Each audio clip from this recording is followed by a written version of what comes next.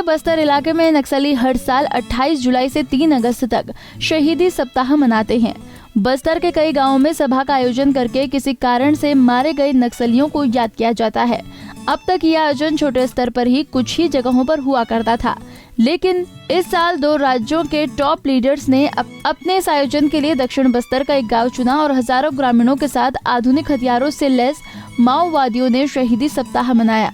बस्तर के गांव में लगभग 10,000 से ज्यादा ग्रामीणों के साथ हथियारबंद माओवादियों ने विशाल रैली निकालकर सभा का आयोजन किया।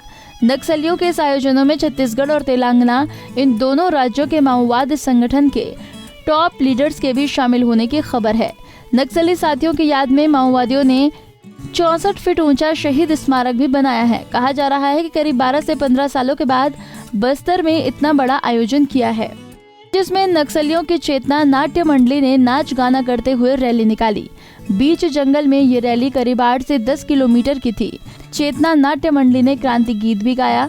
नक्सलियों के साथ जिन ग्रामीणों ने रैली निकाली वो अपने साथ खाना बनाने के लिए बर्तन, राशन समेत अन्य सामान भी लेकर पहुंचे थे।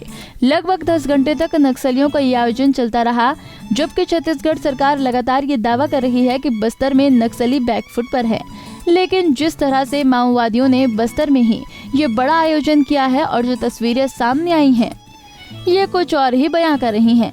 तेलंगाना और छत्तीसगढ़, इन दोनों राज्यों की पुलिस दावा करती है कि नक्सली कुछ ही हिस्सों में सिमट कर रह गए हैं। दोनों राज्यों के बॉर्डर इलाकों में सुरक्षा बलों के कई कैंप भी खोले गए हैं। गांव-गांव में पुलिस की इंटेलिजेंस टीम काम कर रही है।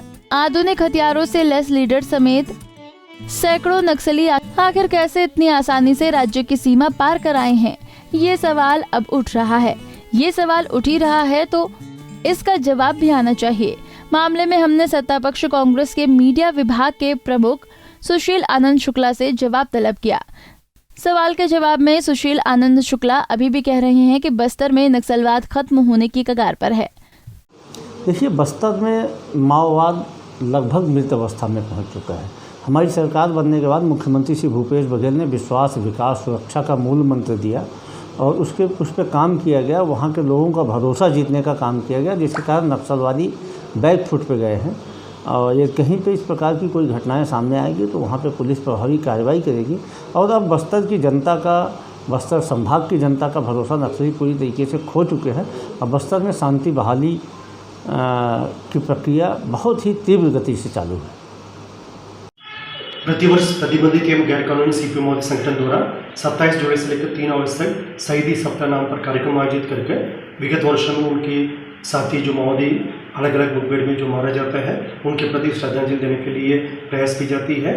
पूर्व में जिस तरीके से माओवादी संगठन द्वारा इलाका में अनेक स्थान में इस प्रकार का कार्यक्रम आयोजित करते हैं, लेकिन धीरे धीरे उनकी प्रभाव क्षेत्र कम होने के कारण से बहुत सीमित इलाके में इस प्रकार का कार्यक्रम आयोजित करते हैं। उसमें सुकमा और बीजापुर का जो अंदरूनी इलाका स्थित माओवादी क्षेत्र और अन्य जहाँ अभी वर्तमान में सुरक्षा बल एवं प्रशासन की इतना मजबूत उपस्थिति में इन इलाका में माओवादी द्वारा इस प्रकार का कार्यक्रम आयोजित करके क्षेत्र की जनता को डरा धमका कर उनको दिग्भ्रमित करके अपना प्रचार प्रसार करने की कोशिश की जाती है। लेकिन जिस तरीके से माओवादियों का जो असली चेहरा है, जो विकास विरोधी एवं जन विरोधी चेहरा है, उजागर होकर जनता के सामने आ रहा है, उसी कारण से माओवादी के इस प्रकार का प्रयास से कोई सफलता नहीं होते हैं।